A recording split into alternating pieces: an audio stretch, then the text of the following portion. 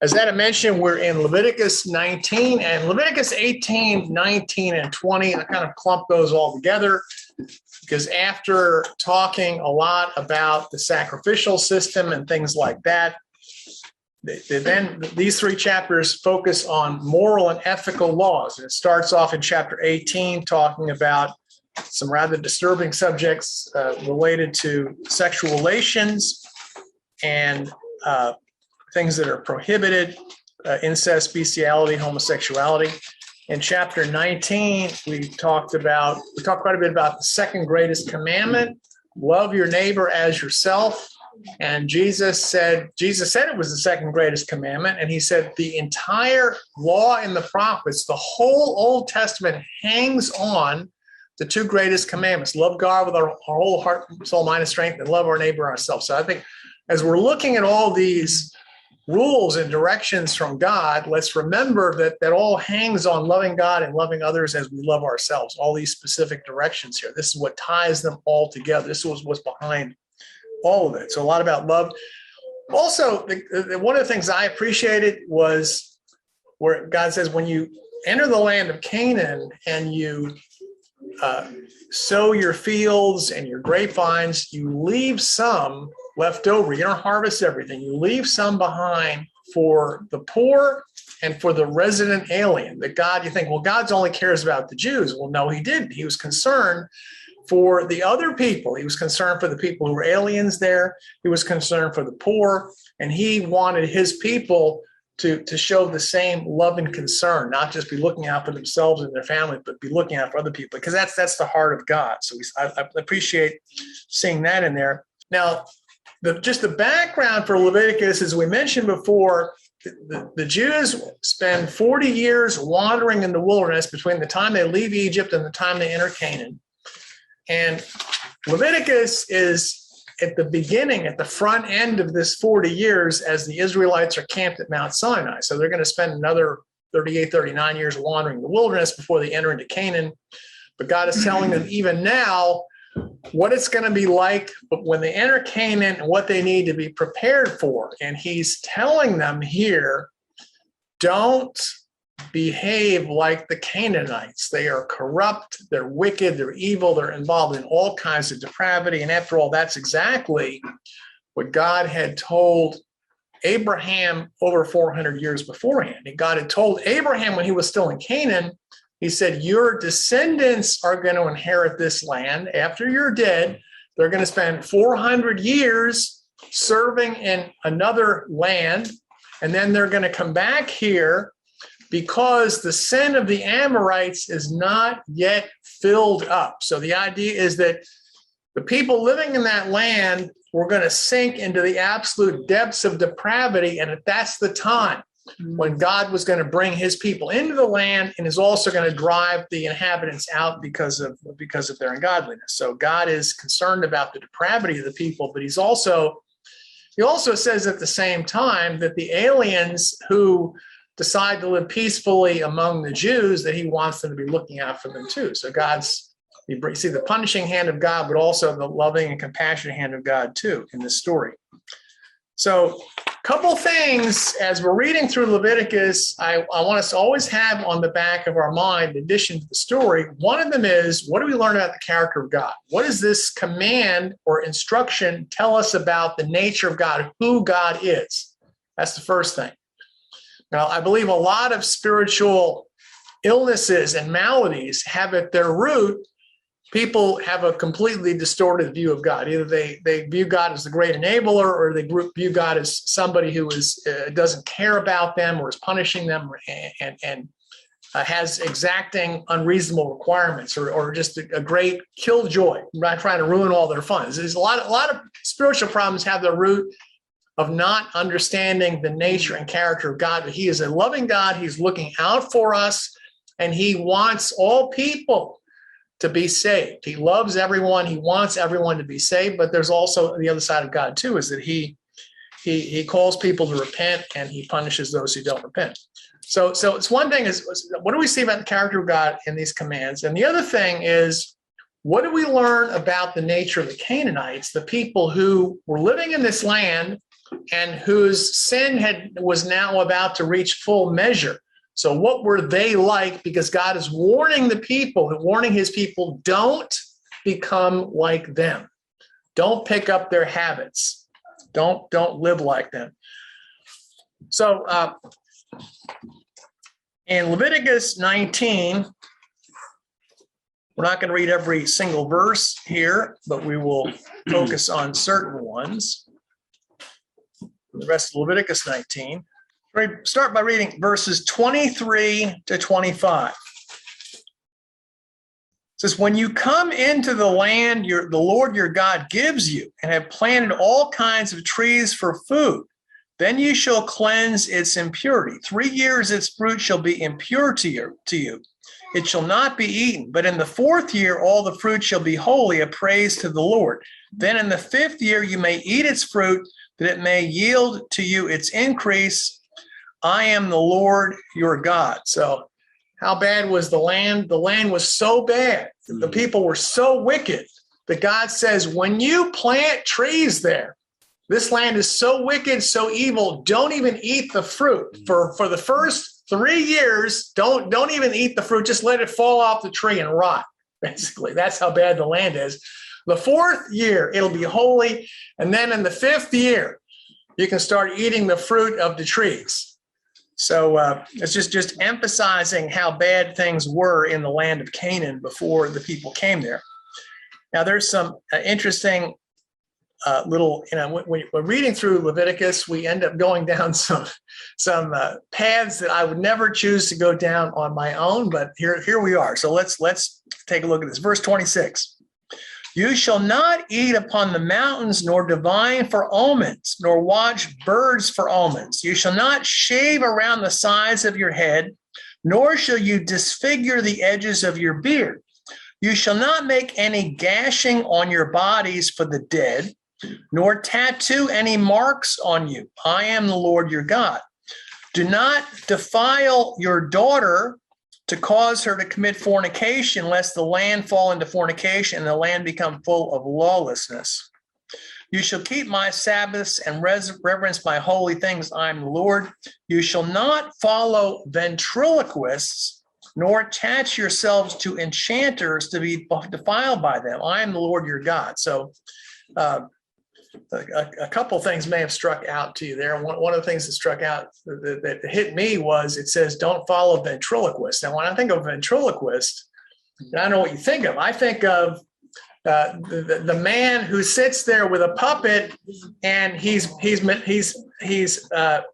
changing the mouth of the puppet, and he's talking, and it looks like the puppet is talking. That's what I think of him as a ventriloquist. Okay, when I was a kid growing up, and there was Sherry Lewis was a ventriloquist on television. Some of you who are older may remember, or really old people, maybe Edgar Bergen and Charlie McCarthy. But so that's what I think of as a ventriloquist. We'll talk a little more about that, what that's really all about. And the other thing, there's this discussion about cutting the hair on your face, okay? Don't disfigure the edge of your beard, it says here. And actually, I wasn't planning to touch this line at all, and I don't want to make anybody feel uncomfortable, but I was really surprised at the number of early Christians that picked up on this verse here, and also a similar verse in Leviticus 21, verse 5. And they were talking about, there was Clement of Alexandria, Tertullian, Cyprian, Lactantius. All of them talk about, they say men really should have beards. Okay, now there's nothing in the New Testament that's a command. So I was trying to figure out, what difference does it make? I have some facial hair right now. This is about as much as I could grow if my life depended on it. Okay, I'm just not. The tribe of people that I came from just don't have that much extra hair. I mean, we get it on the top of our heads, a little on the chin. That's about it. So I don't have any personal investment in this. Part of my life as a Christian, I've had facial hair. Part of it I haven't. So it's not my particular cause. Okay, just to let you know here, I have no agenda behind this. And so I'm reading the early Christians. Several of them comment on the same thing. They're saying, men really should have beards. So I'm trying to think, what difference does it make? Who cares? What's the big deal along with this? So I said, at least let me understand their argument for it. And the arguments, one of them was the idea that said God gave men this distinctive thing. Women, really can't grow beards for the most part. Okay. But men can. It's not universal, but that's kind of a general rule that men can naturally, facial hair comes out when they get to a certain age. Women, not so much. So they look at it, well, this is a distinctive marking that God gave to men. That's one thing. And the other thing, which was interesting, ties into something a little later, is they said with a beard, it's easier to tell how old somebody is. Okay, because think about it, when somebody starts to turn gray, where does the gray first show up? It's almost always in the beard. That's where it shows up. It's, a little flecks of gray, little flecks of white, and more and more and more, it grows and grows and grows, and eventually it moves up to the top of your head. So, one early Christian writer that I read, might have been Tertullian, but he said he was lamenting the fact that a number of people were shaving and didn't have beards. He says, how can you tell how old the person is if they don't have a beard? Somebody can pass for a lot younger if they don't have a beard because you don't see the white hair starting to come in. So the arguments are there for this. So showing your age, and also God designed it as a distinctive mark. So I found a quote from Clement of Alexandria I found kind of amusing, and so I'll share it with that in mind. And just so think about this. I like the way he worded this. This is his statement on the subject. He said, "For God wished women to be smooth and rejoice in their locks alone, growing spontaneously, as a horse in his mane." So this is the idea is that women have hair coming out of the top of their head like a horse has a mane. But he has adorned a man like lions with a beard, and endowed him as an attribute of manhood with shaggy breasts, a sign of strength and rule. Unfortunately, as Allison knows, I fail on the second count here. Sorry about that, but that's just the way it is. So he wasn't thinking about my tribe of people when he was writing that in North Africa. Right? So he says it's like the lions. The lions, the men, they got the mane, they got the beard. He says that's men are kind of like that too. I thought that was kind of amusing. He says, so also roosters, which fight in defense of the hens, he has decked with combs, as it were, as helmets. And so high a value does God set on these locks that he orders them to make their appearance on men simultaneously with discretion, and delighted with a venerable look, has honored gravity of countenance with gray hair. So this is the idea. So he's giving both arguments. He's saying that the venerable, so you look, as the gray hair starts coming in, you look more distinguished, more esteemed, as that's filling out. He says, but wisdom and discriminating judgments that are hoary with wisdom attain maturity with time, and by the vigor of long experience give strength to old age, producing gray hairs, the admirable flower of venerable wisdom, conciliating confidence. This then, the mark of the man, the beard, by which he is seen to be a man, is older than Eve, and is the token of the superior nature. For this God deemed it right that he should excel and dispersed hair over the man's whole body. So this is Clement of Alexandria, the instructor, book 3, chapter 3, and Nicene Fathers, volume 2, pages 275, 276, if you ever want to read the whole thing in context. So I thought that was, I got a kick out of that. I just wanted to share that. So so the idea of not cutting the facial hair, some of the early Christians found some value in that carrying forward. There's no rule about it in the New Testament. I'll just throw that out there.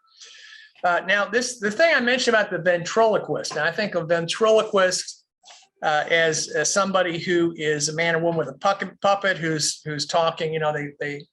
they barely move their lips, and they move and they look at it. They look at the puppet, and they make you think that the puppet's doing the talking. That's the idea of a ventriloquist. So I'm thinking, why does he say don't follow ventriloquist? What's that all about? What's the big deal? The word ventriloquist, the English word, it comes from a Latin root, which basically the word means someone who is speaking from their belly. Okay, someone who's speaking from their belly. And so the idea was, in ancient times, if someone was claiming to be possessed by a spirit, their lips wouldn't move, but there'd be this sound that's coming out of them. And so the idea is they'd be basically like talking out of their bellies. That's what a ventriloquist was. And the story in 1 Samuel 28, the same, in the Septuagint, the same word shows up here as ventriloquist in 1 Samuel 28. That's the story of after Samuel dies. And this is the famous story of the witch of Endor. So Samuel dies, and Saul has cast out all the witches and the mediums of the land. And then after he does that, he's in trouble, and he wants to consult with a woman who is a spiritist. And this is the same word that's used there. So this is the idea that a ventriloquist is someone who is speaking, maybe a spirit is speaking inside of them, something like that. And in the King James, in the New King James for Leviticus 19:31, it says, give no regards to mediums and familiar spirits, don't speak after them. So instead of ventriloquist, that's the expression that's used. To be defiled by them, I am the Lord your God. So this is the idea. So he's talking about the occult, basically. Don't get involved with spiritists and people who are messing around with the occult and the dead and dead spirits. So this is part of a discussion here about don't get involved with the occult practices of the land. Okay, so here we are in the middle of October, and some of you walking around the neighborhoods may have noticed some rather bizarre decorations on the houses here. I mean, because we're on the north side of Boston. And the epicenter for occult activity is Salem, Massachusetts, which is just a few miles away from here. Some of you live very close to Salem. And Salem, Massachusetts goes absolutely crazy this time of year as you get closer and closer to Halloween. This is like serious stuff with the occult and Satanism and witchcraft. And it all comes out in the open. So there's Salem calls Halloween All Hallows Eve. Okay, All Hallows Eve. That's another name. That's where the word Halloween came from. So now my ethnic background is a combination of different places, but a large part of it is Irish and Scottish, and that is where a lot of Halloween culture came from. It's from the British Isles, from Scotland and Ireland, and it's pagan practices, pagan to the core, involving the occult and witchcraft and things like that, and spirits. And growing up as a child, saying, hey, I didn't know any better at the time. I really liked Halloween. I liked Halloween. You go trick-or-treating, you get dressed up, you go around to your neighbors, and you come back with a giant bag full of candy. And I got to compare with my sister who got the most candy and what kind did you get and things like that. So to me, growing up as a child, it was a lot of fun. And then when I had children, my children, like their friends, wanted to go around and they wouldn't dress up as anything particularly ghoulish. I remember my son would dress up as a bumblebee or something like that. Alice remembers this. So they got little animal costumes and go around the neighborhood. And then I started to think about this in light of the scriptures about what's this really all about? What is Halloween all about?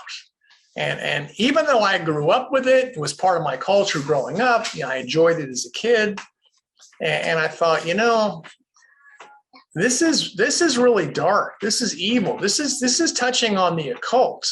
And I really have no business as a Christian having anything to do with this. So I became the bad guy with my children of basically yanking the fun of Halloween away and doing away with that. And so that wasn't appreciated a whole lot at the time, but it seemed to me very clear that Christians should have absolutely nothing to do with this.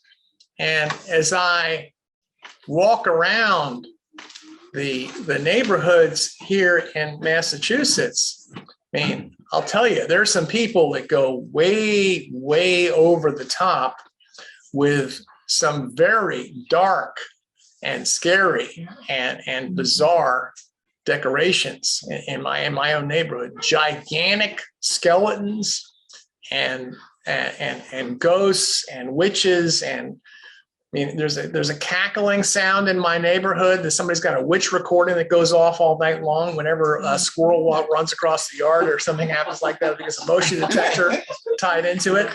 So this is going on around us. And to most people, it's a joke. It's a joke. It's fun. It's not a big deal. But God says this is serious stuff. Don't have anything to do with it. There's a lot in the Bible about the occult, and I'll tell you, people come from Africa and from Haiti, places like that, especially, know the occult is serious stuff. Don't mess around with it. It's not a joke. So I would encourage, if you have anybody who hears this who has never thought about that before, really, we should have Christians have absolutely nothing to do with the occult or anything associated that in any way. And it's particularly bad here in Massachusetts. But now this is perhaps the most important verse here in the entire passage, by chapter verse 32. You shall rise before the gray-headed and honor the presence of an old man and fear your God. I am the Lord your God. I'm being facetious. That's obvious. I just happen to be the oldest guy in the room. Last week, I wanted to teach this last week. We just ran out of time because I was only the second oldest or the third oldest person in the room last weekend. David's father was in town, but so I am pretty confident I'm the oldest person in the room today, and I certainly have plenty of gray hair. What's left is almost all gray. So you shall rise before the gray-headed and honor the presence of an old man. Most people don't want to look old. And one of the best compliments that you can, I just had a birthday this week. Okay, I turned 68 years old. And what I want to hear from everyone is saying is, 68, I can't believe it. You don't look an age, you're over, blah, blah, blah. Fill in something significantly less than 68. Everybody wants to look younger than they really are. And people go to the length, even men, to dye their hair to get rid of the white and the gray that's in it. Okay, and guess what? They did this, and they did this. In the first and second century, they did the same thing. Men didn't like the fact that they were getting old and they're becoming presumably less attractive, and so they would dye their hair to try to fake people out into thinking they're younger. Of course, it doesn't work. You look at somebody and their hair is jet black, and you look at their face and say they're obviously dyeing their hair. They're not fooling anybody here. Okay, so. So I'm going to bring Clement of Alexandria back to take a few shots at that. So he said, men really shouldn't try to look younger than they really are. He said, it's not dreadful. It is not dreadful to appear old when you're not able to shut your eyes to the fact that you are so. Okay, how are you going to argue with that? The more then a man hastes to the end, the more truly venerable he is, having God alone as his senior. Amen. Since he is the eternal aged one, he who is older than all things. Prophecy has called him the Ancient of Days, and the hair of his head was white as wool. That's from Daniel 7:9. All right, that's pretty cool. And none other says the Lord, can make his hair white or black. That's Matthew 5:36. So you pull that one in there too. How then do these godless ones work in rivalry with God, or rather violently oppose him, when they transmute the hair made white by him? So he's talking about, who you're trying to undo what God has done. God has turned your hair white. Who do you think you are trying to undo what God has done? Making a white hair black. That's Jesus said not supposed to do that. Continuing, the crown of old men is great experience, says Scripture. And actually, he's quoting from Sirach 25:6 there. And the hoary hair, I think that means white, of their countenance is the blossom of large experience. But these dishonor the reverence of age, the head covered with gray hairs. It is not possible for him to show the head true, who has a fraudulent head. But you've not so learned Christ, if so be that you have heard him and have been taught by him, as the truth is in Jesus, that you put off concerning the former conversations the old man. And he is interjecting here. He says, not the white-haired man, but him that is old, corrupt according to the deceitful lusts, and be renewed. He says, not by dying in ornaments, but in the spirit of your mind, put on the new man, which after God is created in righteousness and true holiness. A quote from Ephesians 4. So he's making a couple of interesting points out there. He says, first of all, God has made you old. This is not a bad thing. You're coming closer in age to God. He is the Ancient of Days. He is the Eternal One. He is the oldest. You're becoming more like God as you get older. All right, that's pretty cool. Yeah. And he says in the Scriptures, the appearance of God is he has white hair. Okay, as the Ancient of Days. So. And don't be fraudulent. He says the fraudulent head is if God gave you white hair, painting it black is fraudulent. You're trying to misrepresent yourself. So don't do that. That this is the crown of honor. This is a good thing. Don't try to cover it over. But treat us. So that's in the Instructor, Book 3, Chapter 3, and Anti-Nicene Fathers, Volume 2, page 275. So it says we should rise in the presence of the gray-haired. So it's basically honoring those who are older. And in modern American society, in Western society, the basic attitude is with older people is you're useless. You've served your purpose in life, and you're basically extra baggage. The things that matter are the young, the wealthy, the impressive, athletic, physically fit, attractive, the stars. Those are the people that are held up, not the old people. The old people are put out to pasture, basically. But God upholds wisdom. He has different values. Now, and I notice if you travel around to other cultures, I grew up in America. I mean, I think whether I think like an American, it's just kind of drummed into my cultural framework, but I try to understand what other cultures are like. And we, in my 40s, Alice and I and family, we spent a few years living in Albania, which is a very ancient culture. And it's a really different from the culture we grew up in. And one of the things that I really appreciate about the Albanian culture is they have greater respect for elders. They have a greater respect for the aged. And I think in some Asian cultures, they have a tremendous respect for the aged, and they even address older people differently, Elizabeth, as you well know, than younger people. You address them totally differently if somebody is older than you are. So it's just, this is so ingrained in a lot of older cultures, and particularly Eastern cultures, where wisdom is held up. Something that it's hard for most Americans to even imagine. There's lots of people in the world, millions of people in the world live in societies where they have arranged marriages. And the reaction of Americans and Westerners is, what a horror that your parents are going to pick out your spouse for you. How in the world can people put up with that? This is a terrible system. We can't even get our heads wrapped around it. But when you talk to people in cultures that embrace that and who are sympathetic to that, the attitude that children will express is, the attitude is, well, and my parents have a lot more wisdom than I do.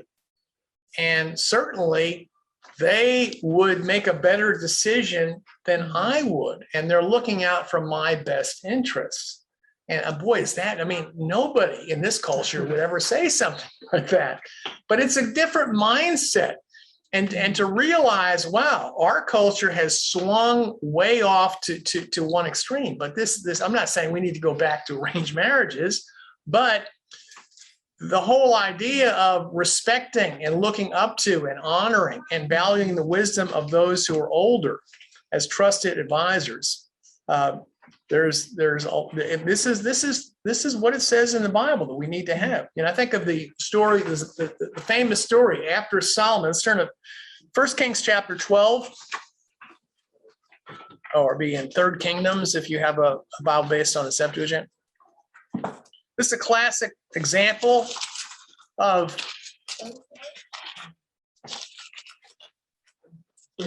what happens when you dismiss the wisdom of the elders. This is after the death of Solomon. So basically, Solomon's son, basically, right, Chuck? Yes.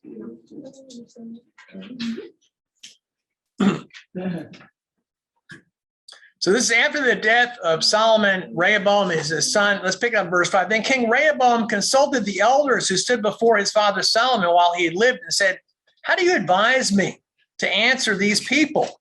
They spoke and said to him, "If you will be a servant of these people today and serve them and speak good words to them, then they will be your servants all the days."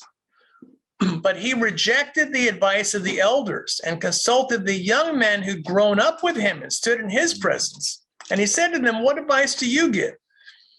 How should I answer these people who spoke to me, saying, 'Lighten the yoke your father put upon us'?" So the father put heavy tax on the people, and he's saying the people have asked to reduce the tax burden.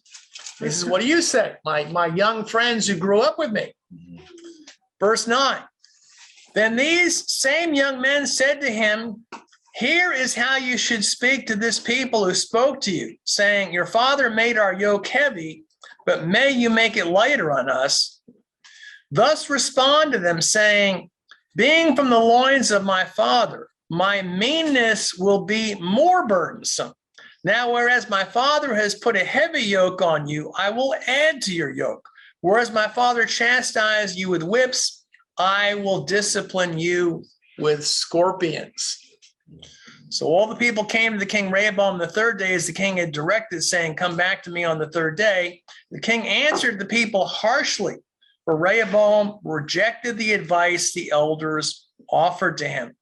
Instead, Rehoboam spoke to the people according to the advice of the young men, saying, "My father made your yoke heavy, but I will add to your yoke. My father chastised you with whips, I will discipline you with scorpions." So the king did not hear the appeal of the people, because change of mind was from the Lord. He might establish his word which he spoke. So this is a classic example. You have the wise older men who were giving him good advice because they knew more than the young men. This principle, I think, has tremendous relevance to modern churches and modern church life. I see some nodding heads here. I came to a large church that I spent about 35, 40 years of my life in. And when I first came into the church, I was 28 years old. And at the ripe old age of 28, I was older than anyone on the staff of the church. Okay? At the age of 28, I was older than anyone on the staff of the church. Now, the church had elders, but the elders' attitude was, we don't really understand how to run a church. They just delegated everything out to these young people. And guess what happened? Okay, right? Guess what happened? A lot of terrible mistakes and abuses were made, in addition to good things being done by people who just lacked wisdom. They didn't have the maturity, and they didn't value the wisdom of older people either. So you had a church that grew up basically with the influence of an older, wiser generation cut off, and a lot of bad things happen as a result of that.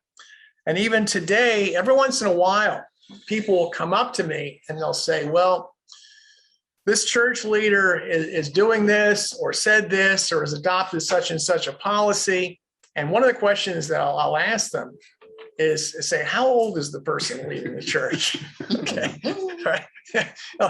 And in some cases, like I'm old enough to be the father of the person. I say, well, look, that's just a rookie mistake. The guy's just too young. That's not gonna last, and it's gonna be changed 5 years from now because that's not gonna work. And it's not because I'm so brilliant that I can say that. It's because I've been down the road before and I've seen those things done. I've seen more than younger people have. So that's all there is to it. And I say, look, don't get down on this person who is a younger leader. I said, first of all, they're probably doing a much better job at their age than I would have done when I was their age. So don't compare somebody who's younger to somebody who's a lot older. I think, boy, when I was that age, I'd be doing a terrible job. And there's a reason why the people who are supposed to be leading the church are called elders.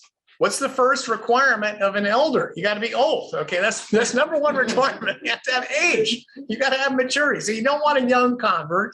You don't want a young person, reasoned person. Now, it doesn't tell you in the scriptures what makes a person an elder, how old you have to be. I think in apostolic constitutions, it says ideally somebody who's at least 50 or 55, but if you're in a smaller area, a smaller town where you don't have that kind of the pool to draw from, maybe you go as young as 35, something like that. But the idea is that God appreciates, he sees the value in age. And it's the older people who should be the ones who are directing the affairs of the church. Now, my profession in engineering, I'm beyond full-time engineering work, and I have been on the verge of retirement for the last couple of years. And I tried to retire initially, and the company said, no, don't retire. We want to keep you on as a consultant. And then there was some recent discussion about should we actually sever the tie at this point in time. And I said, I don't want to be doing production work in engineering. I said, but something I will do is quality reviews of the work that's done by other engineers. So, and actually they said, yes, could you please stay on and do that? So after spending 40 years or so in the field of engineering, there are a lot of smart young engineers that are out there that are brighter than I am. But the one advantage that I have is I have made way more mistakes than they have, and I have seen the fruits of my mistakes and learned from them, painfully learn from all the mistakes that I have made. When in the consulting engineering world, when we compete for jobs, what they do is they hand in the resumes of the people who are going to work on the projects. And we can't say the age of the person because that would be unfair age discrimination. But what they do to get around that is we'll say he graduated from this school in 1975. Okay. And so people in the back of their mind saying, okay, this guy graduated from school in 1975, engineering school in 1975. This guy over here graduated in 2015. Which one do you want to hire? I think we're going with the old guy. He's already made the mistakes on other people's projects. So that's the guy we want to have as our consultant because he's been down that road. And honestly, when I'm reviewing the work of other engineers, I look at it differently because I'm reminded of all the mistakes that I've made on projects. I mean, things like you hand out a design and the contractor comes up to you and it says, well, this looks great, but this is physically impossible to build. What you have just said here, there's no way we can actually build this thing. and you're standing there as the engineer, your name is on the bottom of the sheet, and it's like, whoops, we better make some changes here. And the contractor's got his hand out. Or the other thing is, okay, this is fine, but when this breaks, there's no way of getting in the building to get this machine out to repair it. What about that? You're sealing it in there, and it's basically in tune. What happens when it breaks? Or I've also designed things that work fine, except when you have an ice storm, that something really bad happens, okay?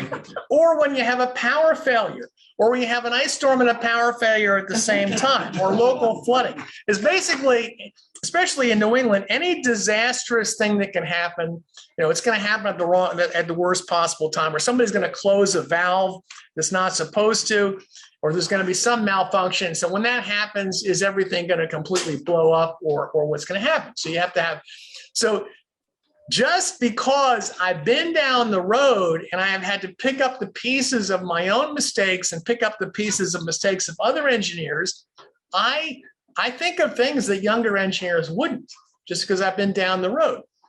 Let's turn to Sirach chapter 34, verse 9.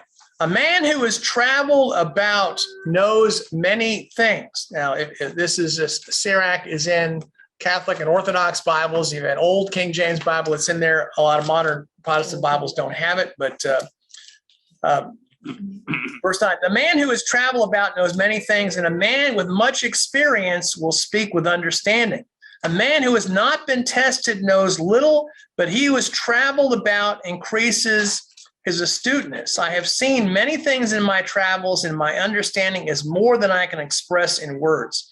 I have frequently been in danger of death, but have been saved because of these experiences. So he said, this makes perfect sense.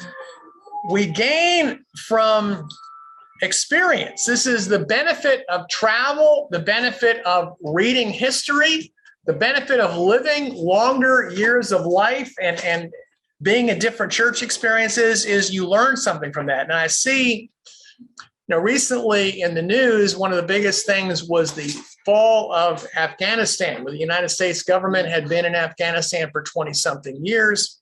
And for a lot of younger people, this was shocking. For older people who got to see the fall of Saigon during the Vietnam War in the 1970s, this is a sense of deja vu of I've seen this before, where I remember growing up in my 20s during the time of the Vietnam War, we had the generals coming out and saying, we're going to win this war. All we need is more money and more troops. And we're just on the verge of winning it for year after year after year. They were either deceived or lying.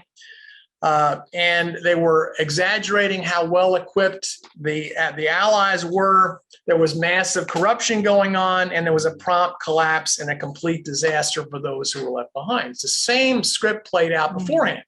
If somebody saw that happening in Vietnam, you'd know, or the same thing is playing out here in Afghanistan. You learn from the past. Something that is very popular, this is surprisingly popular in the U.S. today with the younger generation, is socialism. And I would say, okay, if you're really interested in socialism, talk to somebody who's older, who used to live in Cuba when Castro took over. Okay, we have someone from an Hispanic background who's nodding his head. You know what I'm talking about.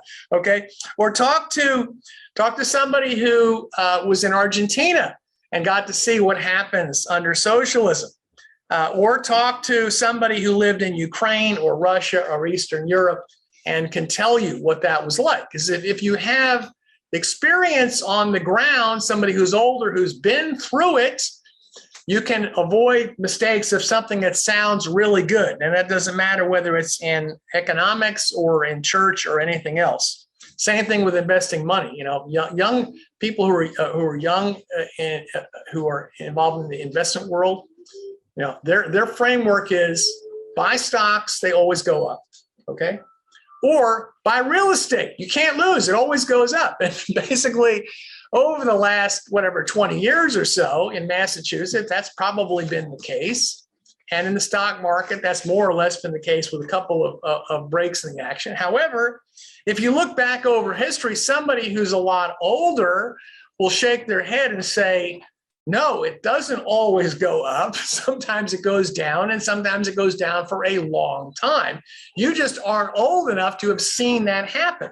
So it's the benefit of somebody who has lived a long time and seen a lot of things. So it says in Proverbs 16:31 in the New King James, the silver-haired head is a crown of glory if it is found in the way of righteousness. So there's a lot of people who are old, who never learned anything, are just old fools. But it says it's a crown of glory if it's found in the way of righteousness. So if somebody's been committed to a path of righteousness and is plowing and been working and meditating on the scriptures and been refined by God, then this person will have the crown of righteousness, and that's what we want here. So I would encourage everyone here, have an attitude of respecting those who are older. Don't be a typical American. Okay, let's borrow from the cultures that still have this right. Respect those who are older, who are wiser, and particularly those who persevere in righteousness over a long time. In Sirach 6, it says to the young man, go to the elders and find a righteous man there and attach yourself to him. That's what it says. Sirach chapter 6, verses 32 to 37. So seek those who are older and wiser, to learn from them, and who are been devoted to righteousness over a long period of time. And those who are getting older, seek to be that kind of a man who is a great resource and a blessing to the church, to your children, and everyone else. Leviticus chapter 19, starting in verse 34. It says, the resident alien who dwells among you shall be to you as one born among you, and you shall love him as yourself, for you were resident aliens in the land of Egypt. I am the Lord your God. You shall do no injustice in judgment, in measurement of length, weight, or balances. You shall have honest scales, honest weights, and honest measures. I am the Lord your God, who brings you out of the land of Egypt. Therefore you shall keep all my law and my ordinances and perform them. I am the Lord your God. I think of it says here, the verse Leviticus 19:18 is much more popular. Love your neighbor as yourself. And then in the story in Luke 10, the man comes and asks Jesus, who is my neighbor? And he tells him the story of the Good Samaritan, which is presumably offensive because the Jews didn't like the Samaritans. However, if the man really understood the scriptures in Leviticus 19, it says, love your neighbor as yourself. And then it says right here, if a resident alien dwells in your land, don't mistreat him. He shall be as one born among you. You shall love him as you love yourself. So it's telling, even in the law of Moses, Jesus is introducing something new here. He's saying the same thing as said in the law of Moses, is you love the alien as you love yourself. This is the heart of God. He cares about everybody. Don't just treat him nicely. Love him as you love yourself. The other thing here about the weights and measures, and this may be a little difficult for us to appreciate. Remember living in Albania, that there will be a lot of people who be along the roadside, and I remember there was one guy was the Eggman. The Eggman was sold eggs. He had a big giant pyramid full of eggs. You go up to him, you want to buy an egg, he's the man, he's your man. Okay, you don't go to the supermarket, you go to the Eggman if you want to get the eggs. And so they did this with all kinds of produce. So somebody would have this produce, that produce, but they all be lined up, and somehow everybody knew where to go to get what they needed. You wouldn't go to a supermarket because they didn't have any at that time, really. And so the other thing, what they would do is, if you want to get a certain weight, they'd have a scale, an old-fashioned scale, and with the balances on either side, and then they pull out weights, and they would decide how much based on the weights and the balance about how many kilos you bought. And you better hope that they were honest weights, because if you put the wrong weights in there, you're going to get overcharged. So this is what it says. You use honest weights and measures. You use the same ones when you're buying as when you're selling. And what does that tell you? But you use honest lengths and you use honest weights and measures. I remember, this is a kind of a crazy story. I remember that years ago, many years ago, there was a sister in the church who was explaining that, Allison knows where I'm going with this one, who was having, she was having problems with her weight. Okay. She's having problems with her weight, and she was insisting that she was losing weight, but it didn't look like she was losing weight. And so what she did was she said, I'm going to prove to you I'm losing weight. So she brought a scale out, and she stepped on the scale, and we looked at it, and it was like, wow, she's lost 10 pounds. And then I looked at the scale. I said, there's something funny about the scale here. And what happened was the sister had taken the scale apart and glued a different set of numbers on the scale. Okay. So I noticed that, being an engineer, I noticed little things like this. I noticed that, and I called her out on it. And it's like, what's going on here? You're using a fraudulent scale by putting a different template on here. So this is the only personal example that I have of somebody doing something like that. I won't tell you the end of the story, but you don't want to do it. God doesn't want to do that. God doesn't deal from the bottom of the deck. Okay. God treats everyone the same. He treats everyone fairly, and he doesn't have he's not dealing with a rubber ruler where the length changes all the time, or fraudulent scales. And he's honest. He's straightforward. He always does exactly what he says. He always keeps his promises, and he wants us to do the same thing. And that means you treat it's the same scale when you're buying and you're selling. And when it comes to justice of treating other people, you don't treat the rich person different than the poor person. You don't treat the black person different than the white person. Okay. You don't treat the person who lives here different than the resident alien. You treat everybody exactly the same. That's because that's God's attitude. You don't show favoritism based on outward things. Okay. That's the heart of God, is you don't show favoritism.